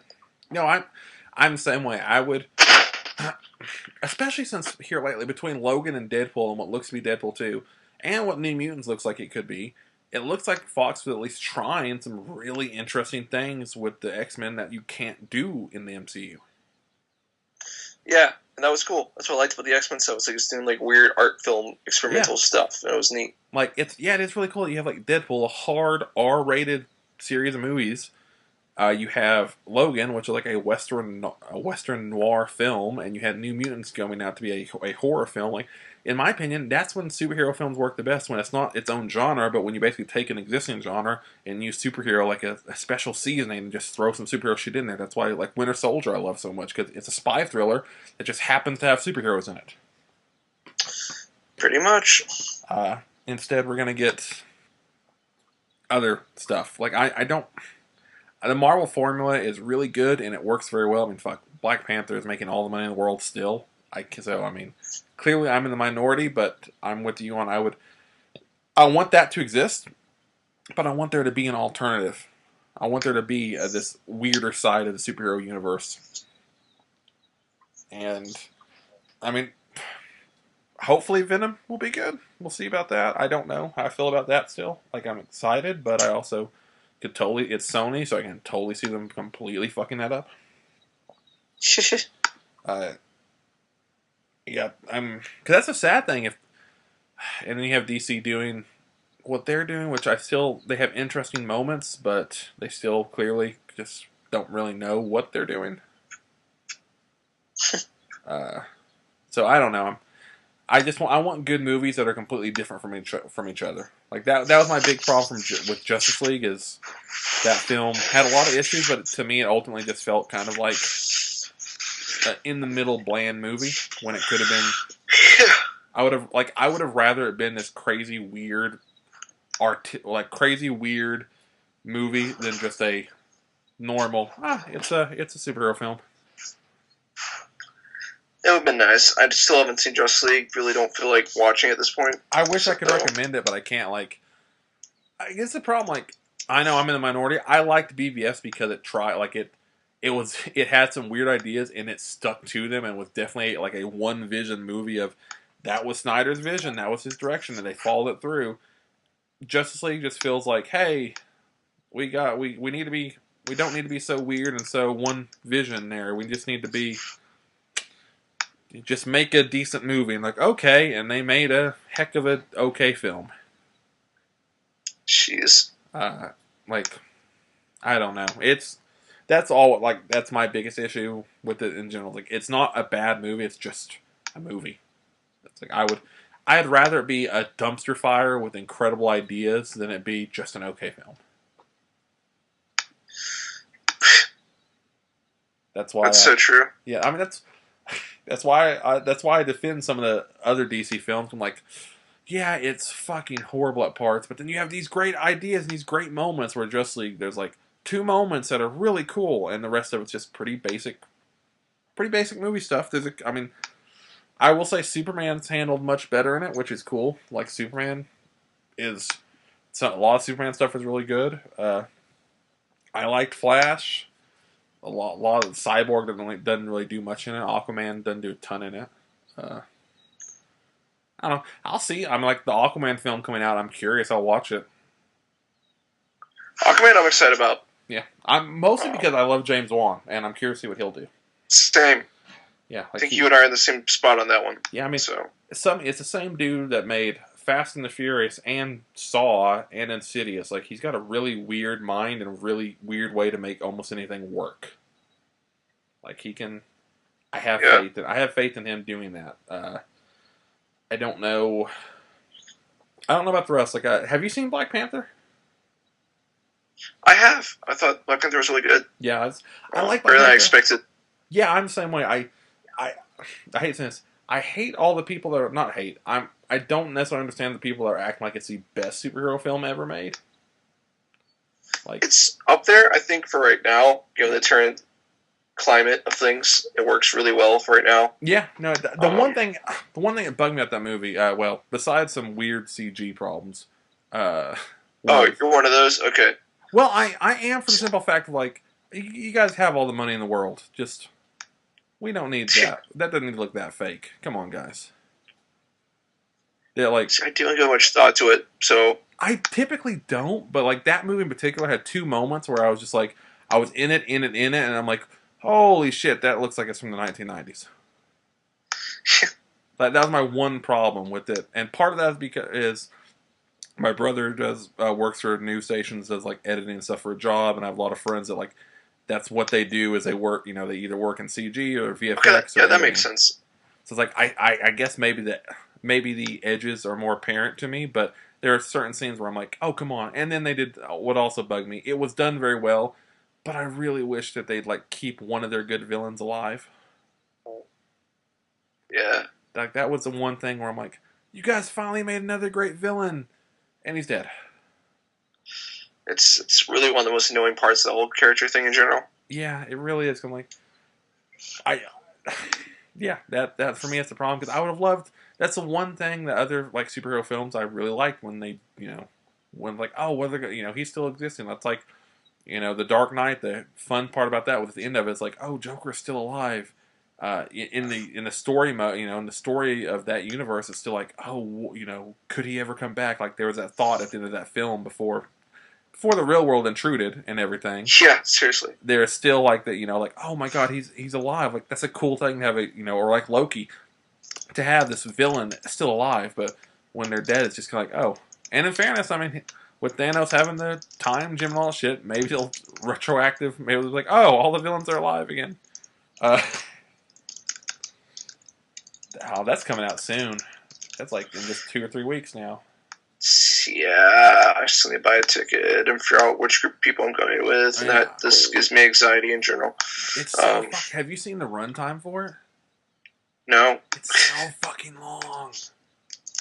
Well, I guess I'm looking that up real quick now. If I remember, it's like 2 hours and 46 minutes. Something like that. 40 minutes. Dang. Yeah, like it's a long one. Which it probably needs to be, knowing there's like 50 main cast in it, but I like that film is like the weirdest film I've ever thought of in my life, where like in my head there's no there's like simultaneously no chance of it being bad, but I'm also like there's a lot of people in here. This thing could have some horrible moments in it. Yeah, I'm trying to think about it at this point. I'm just kind of like, that's the thing that I'll approach when I get to it. Yeah, I applaud you for that because that's. I think for me, it's because doing the weekly podcast and we talk about it so much, like we get all the details, and I'm like, oh, that's great and that's horrible. Or we'll talk to people from Marvel, and it's like, oh, that's great, and then we're like, that's not okay. And you're like, Yeah, I'm the guy who kind of like sees the announcement, watches the trailer, then kind of forgets about it. that's a good way to be. That's how I am until like, they dropped the trailer, and I was like, why? And they was like, what? Like I don't care about. Which makes me come across as like the annoying old comic fan, but I'm like, I just don't really look in the trailers much. No, like I'm someone who I don't care about spoilers, but at the same time, I care about them. So for me, it's just kind of like, well, even like I don't care about spoilers, but it's also a movie that it's a sequel to basically 26 other films that were all successful. Like you really don't need a trailer. You can honestly just put like Infinity War. It's coming this date, and that's all you really need.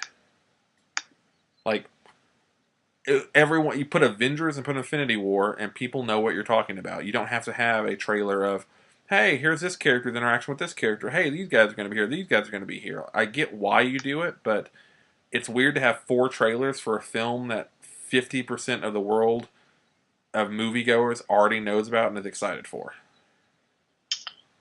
yeah. It's just, I'm well, that's like what killed me on Spider-Man: Homecoming. I don't care about spoilers, but Spider-Man: Homecoming, like between the 4 trailers, they did straight up show the entire film. Like, See, I didn't do that. I watched one trailer. I was like, all right, cool, and that's all I saw. see that probably I need to go back and watch Spider-Man: Homecoming because when I saw that film, it was such a letdown to me just because, well, outside of like the one major twist in there, everything else in there was like, this is just like, there was no surprises because the trailers basically showed clips of every major beat. I'm like, See, I'm really, that's just for me. I just watched a trailer, so like all the other trailers, I'm so the. Yeah, that by the time I saw it, I was in like a rough week that week. By the time I saw Spider-Man, it was like the best part of my week. So yeah, no, that's awesome. I'm very happy that, like, and it's so hard as a fan not to, like, because I know, like, it's like you want to so bad just to see.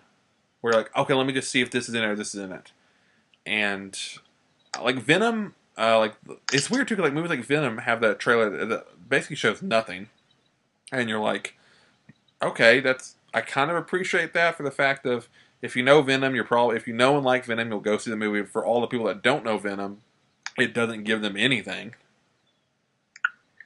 yeah, I will say I do like the trailers for Deadpool just because I like the way they're put together. Yeah, no, I love the Deadpool trailers. So sometimes I will just do those just because well, of what they are. and So especially the first 2 Deadpool trailers, like half the trailer was like just Deadpool making fun of either the trailer not being finished or being like the Thanksgiving thing of him doing Bob Ross. So it's like it's a trailer for the film, but like 50% of it's not even showing movie footage. exactly, that's why I don't mind that. So And I mean, even the newest Deadpool trailer, they do a good job of not showing too much. Like you still don't exactly know what's going on, and we live in a weird world now. It's like people get actively mad of like, oh, we don't even know why Cable's going back for sure. Like, yeah, maybe watch the movie to find out.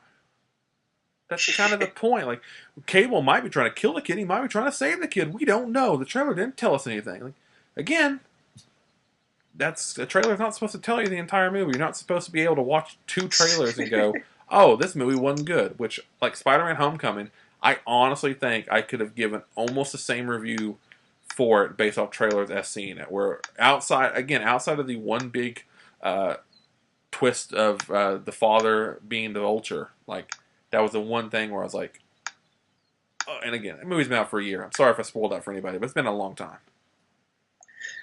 Wow, you're right. Yeah, it's been a year. I just haven't thought about it that way. Yeah, so no, it's been out a year, and Infinity's come out, so everyone has probably seen it because they're getting ready for that. Yeah, the Infinity War movie. It's probably not gonna be that great. I don't know what to expect, man. I don't know either. Like, I really don't know what to expect. I think because that was complete sarcasm. I'm actually really excited about it. I just haven't said much about it in general. No. So. I honestly I don't know. I think it's gonna be great. I think it's gonna be great, but there's also that nagging voice in the back of my head going like, "What if it's not?" It's like the whole how I think I've plenty of people have made fun of it, but it's like how people seen the Star Wars prequels or the sequels war, where they're like, this is going to be 100% going to be amazing, but then part of like could suck. Which reminds me, I need to watch the Solo trailer because I am kind of looking forward to that one. I'm interested for Glover's character, like for Lando, but it's also because I enjoy the Star Wars movies. Like I'm enjoying the spot we're in. Like I like Last Jedi. I love Last Jedi. Last Jedi is like, okay, I was like my second favorite Star Wars film, probably. This whole like current like trilogy I really appreciate in general.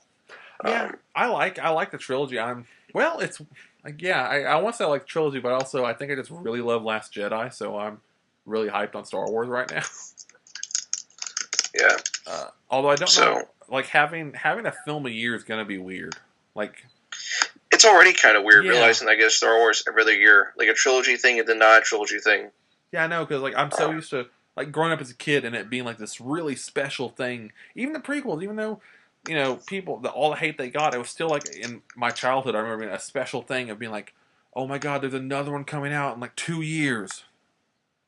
I can't wait. Yeah. And then nowadays it's like, oh, you got this one, you got that one, you got this one, you got that one, you got this one. Oh, this guy's gonna have his own trilogy. This guy's gonna have his own trilogy. Like, oh, we got a Star Wars movie planned out forever. It's exciting, at least. I don't know. It's weird. I never thought as a kid I would get a 9 or 8 or 7. So yeah, I appreciate it in general. I'm with you. Like I think until Disney bought Lucasfilm and they we're making more Star Wars, it never really dawned on me of like there could be more. Because I had the books and that's what I had, and I was like, all right, cool, this is fine, I guess. Well, especially like growing up as a little kid when the prequels came out, and as a little kid really enjoying them, and growing up and seeing their faults and seeing like, oh, this isn't great, but then still liking them for what they are.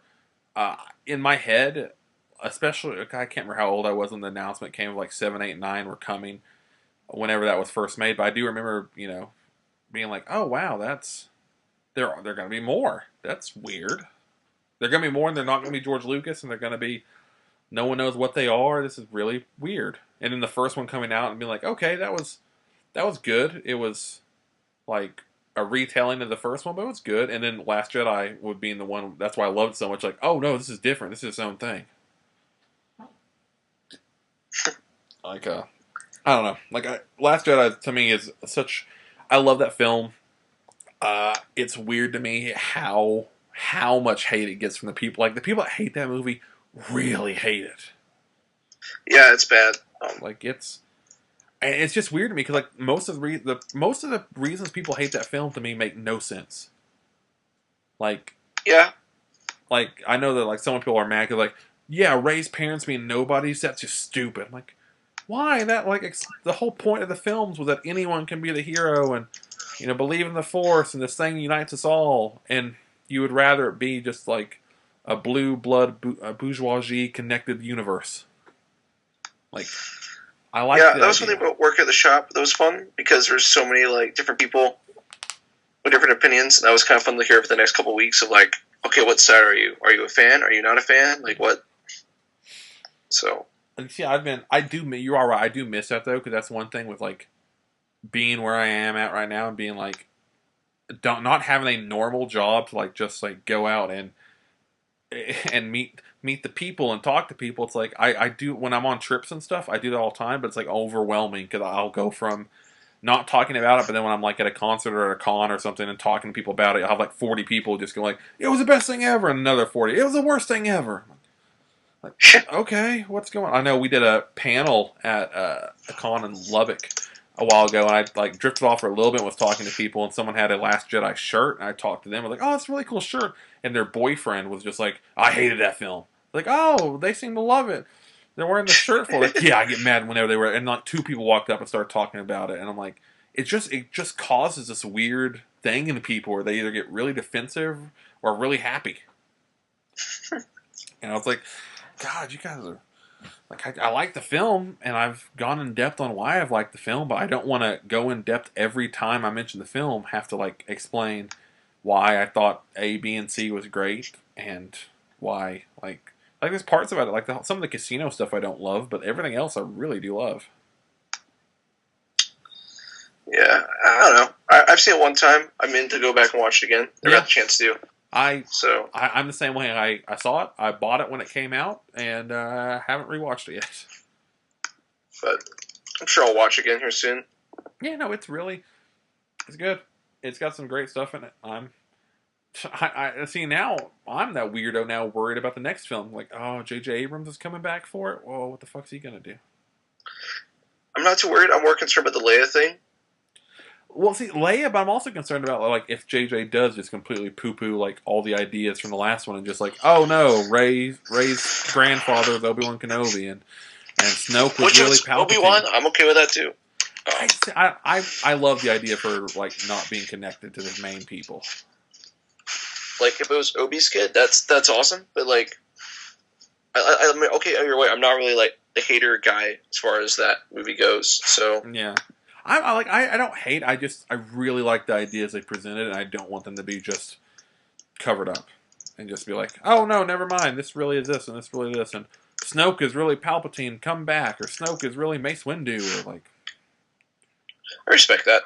So yeah, I was like, hey, just like I think people have lately judged movies for what they want instead of what they are, and that just become a problem. Where it's like, especially with these fan films of like, hey, I grew up reading the comic book, so this has to be this way, or I grew up watching the movie, reading the like, all these Star Wars Legend books, and they have to go this way, and when it doesn't happen, they're like, what do you mean Luke Skywalker's not a complete badass by himself? It's like, oh no, in this universe he's this. Maybe that's because I am such a fan of weird like Grant Morrison multiverse stuff. It's easy for me to accept that. Oh, in this universe he's like this. Honestly, when you read so much Grant Morrison, multiverse concepts in here are just like totally common. Yeah. Well, even to the point where I've started making jokes with people and they're like, everything's just in a giant multiverse, and they're like, what? Like, yeah, this is my brain, man. Yeah, no, I know. It's one of those ideas where it's like the people that have heard those ideas, it sticks with them and they understand, but people who haven't, it's like, what the fuck are you getting at? They're like, oh no, I'm just saying, like the multiverse and string theory and all these ideas. Like, what are you taught? You some kind of scientist? Like, no, it's these really interesting ideas that people are explored in fiction and they can apply to real life, and maybe they are real life. I don't know. And then like they look at you like you're a crazy person. Like I love weirder ideas like that, and like even like the Mandela effect. Even if I don't believe it, I love like all the research about it, because I'm like either it is this great research idea in fake memories and in collective memory being wrong, or it's this other big thing. Either way, it's really interesting to me. There's a comic idea in there because of that whole comment you just said. Yeah, let's make it.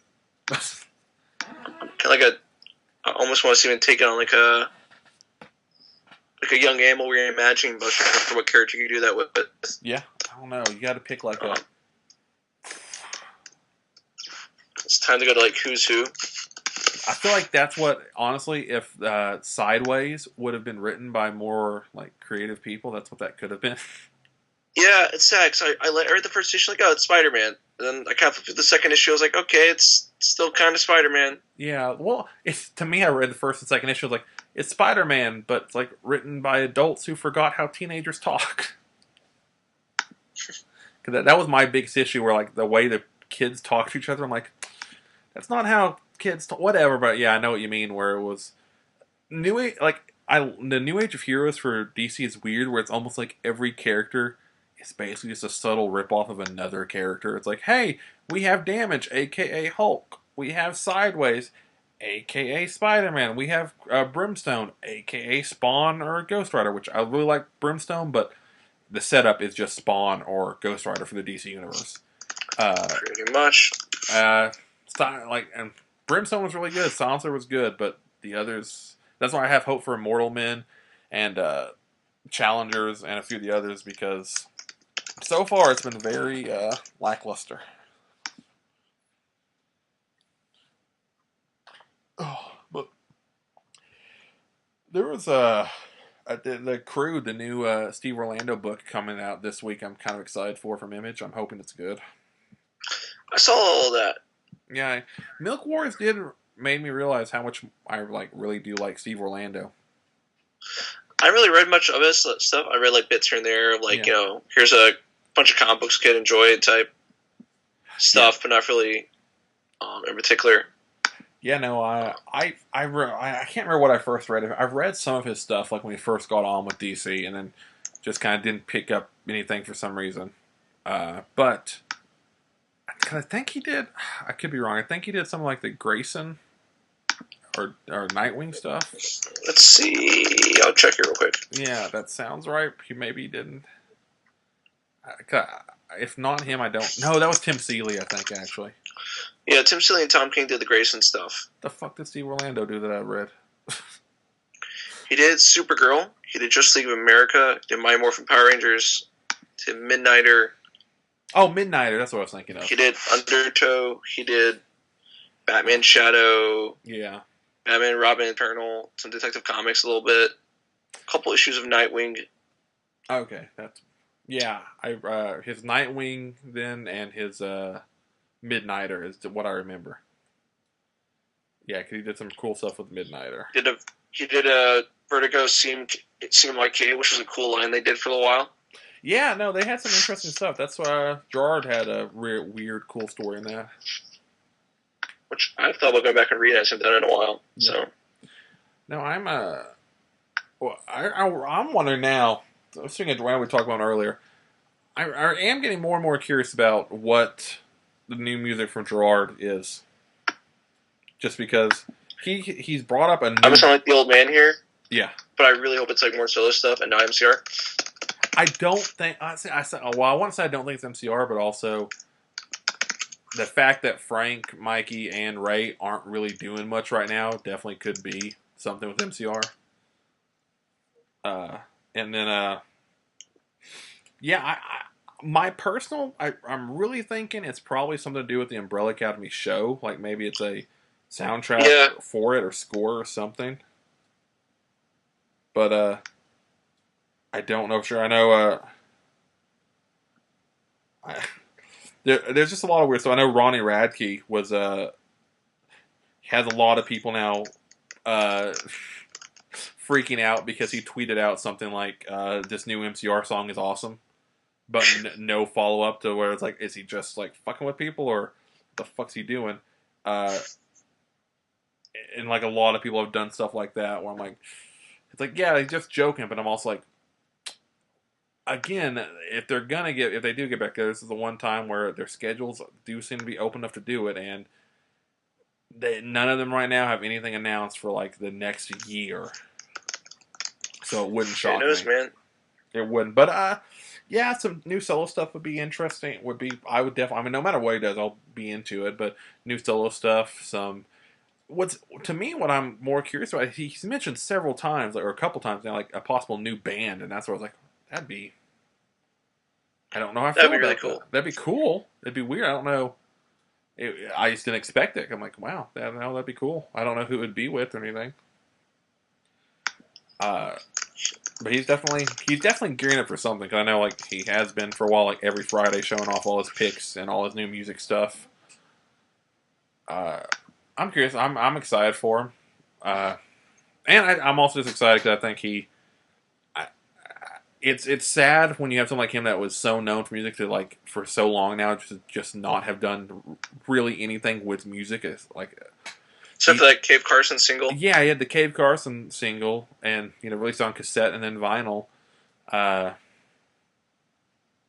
outside of ever since Heaven's an Alien, and well, that was like late 2014, I think. Something like that, yeah. Yeah, he's been he did that and did a tour. So like since 2015, since that tour ended, he really hasn't done. And 2015, he had a couple of like record store day things come out, a couple things here and there, but nothing music wise. So I mean, it seems like he would probably have something to do. I'm excited. I'd be curious about that. I know. Yeah, I don't know how I feel about it. I'm excited. I'm excited for it, and I can theorize all day because.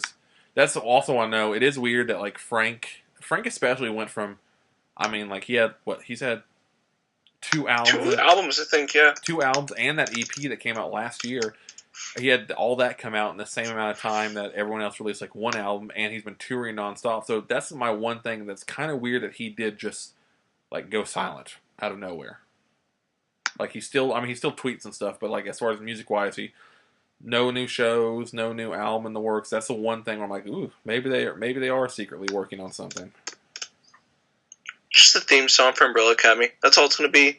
That'll be it. They already made that, man. They made that years ago. That's true. Sorry, I'm a little tired, man. I was thinking about that way. No, it's fine. I would see that's one thing. I could see that too. I could totally see them not doing a full on reunion, but I wouldn't be surprised if maybe they had a new song for Umbrella Academy. Like that actually wouldn't shock me if there was a My Chemical Romance like new song as a theme song. Yeah. Can you pause that real quick? Yeah. Honestly, because we just rambled on for the past hour and chatted about random things. I think we can just do that. We can just say, we'll do it now. Just thank you guys for listening. And again, tell us if you have a name for this show or a name for this, or a topic. Or a topic. If you like it, you want a topic, want to hear more of it, tell us. We got people listening to it last time. Just not a ton of feedback, so give us that feedback. We need that shit to know what you guys want. So if you're out there listening, thank you so much for listening.